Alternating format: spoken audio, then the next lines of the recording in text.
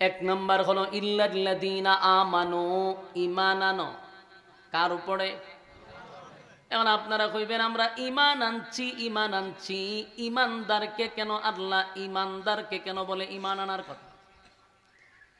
এক নাম্বার কারণ হলো থার্মোমিটার না থাকার কারণে কেউ কাউরে বেঈমান বলার সাহস পায় না। থার্মোমিটার না থাকার কারণে সুদ করেও বলে আমি ঈমানদার, কথা হয় না? এক ঘুষ করেও বলে আমি ঈমানদার। বেনামাজি, নামাজ পড়ে না, সেও বলে ঈমানদার। বেফর্দা মহিলাও বলে আমি ঈমানদার। ঘুষ করেও বলে ঈমানদার। জেনাকুর, জেনা করে সেও বলে ঈমানদার। মদ খায়া টালয়া ফিরা থাকে সেও বলে ঈমানদার। তাহলে সবার দাবি ঈমানদার, ঈমানদার। আল্লাহ জানে কার ভিতরে আছে না নাই। এই জন্য আল্লাহ ঈমানদারকেই বলে ইল্লাল্লাযীনা আমানু, ঈমানদারেরা ঈমান আনো আমি আল্লাহর উপর। কোরআনে দেখবেন অনেকগুলা আয়াত আছে, প্রায় আয়াতের মধ্যেই দেখবেন শুরুতে লেখা আছে ইয়া আইয়ুহাল্লাযীনা আমানু। যত জায়গায় দেখবেন ইয়া আইয়ুহাল্লাযীনা আমানু শব্দ আছে, বুঝবেন আমার আল্লাহ বলেন হে ঈমানদারেরা। এখানে ঈমানদারকে আল্লাহ ডাক দেয়। পৃথিবীর মানুষেরা রব্বে কারীম ঈমানদার বলে ডাক দেয়।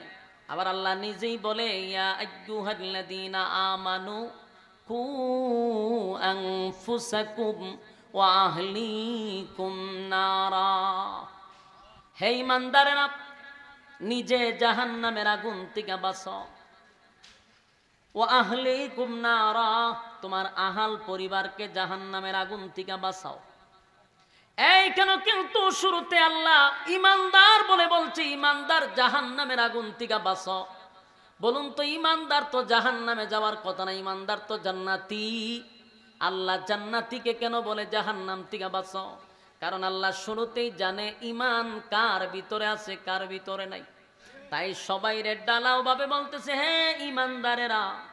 যেমনি ভাবে এখানে যারা বসা, কেউ আমার বাবার সমান, কেউ আমার দাদার সমান, কেউ আমার ভাইয়ের সমান, কিন্তু আমি যখন বলি সবাইকে বলি ভাইয়েরা আমার, কথা ঠিক নেই? বক্তারা কি দেখা হয় ভাইয়েরা আমার, কিন্তু আমার দাদার হবে না বেড়া বলেছে, কিন্তু আমি কোথায় কি তা ভাইয়েরা আমার।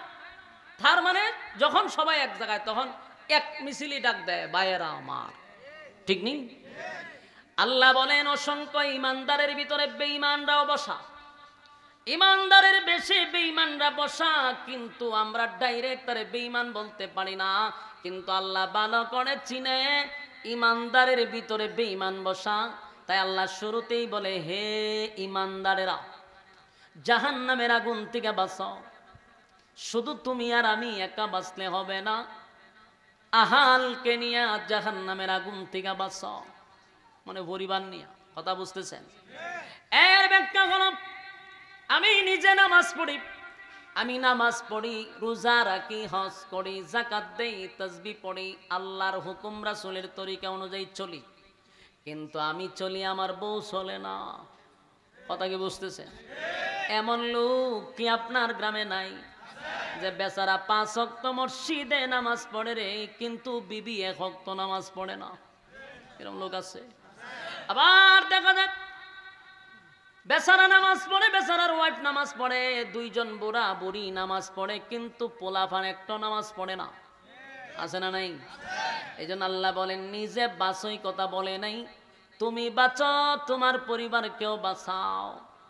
এর দ্বারা বোঝা গেল নিজে নামাজ পড়লেই জান্নাত পাওয়া যাবে না, নিজে আল্লাহর হুকুম পালন করলেই জান্নাত পাওয়া যাবে না। আগে নিজে বাঁচো, তারপরের স্টেপ হলো পরিবার। কথা হয় না?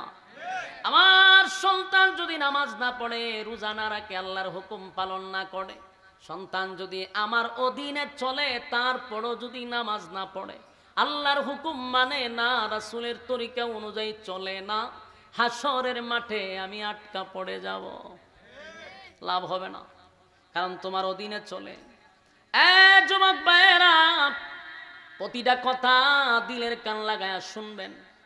মোনাজাতের আগে যাওয়ার চেষ্টাটুকু করবেন না। লম্বা আলোচনা আমিও করব না, কারণ লম্বা সময় আমার বসায় রাখছেন, এখন লম্বা সময় আমিও দিতে পারবো না, কিন্তু প্রতিটা কথা অথেন্টিক বলার চেষ্টা করব, কোনো আননেসেসারি কোনো কথা বলবো না ইনশাআল্লাহ।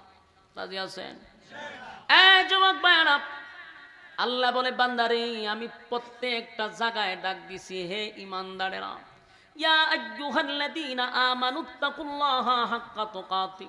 এখানে আল্লাহ বলে হে ইমানদারেরা আমি আল্লাহকে ভয় করো, ভয় করার মতো।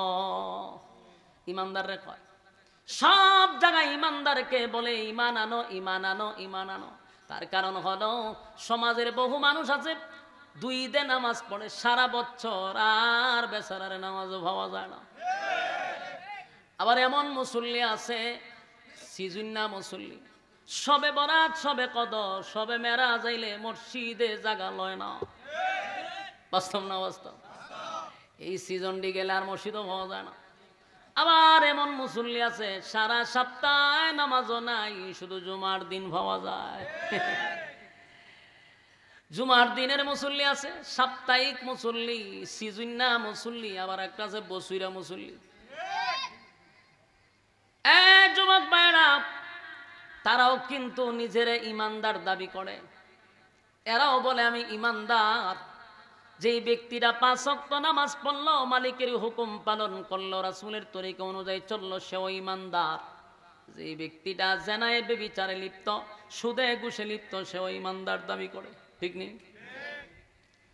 দাবি করলেই হবে না, রাসূলের তরিকা, আল্লাহর হুকুম অক্ষরে অক্ষরে পালন করতে হবে।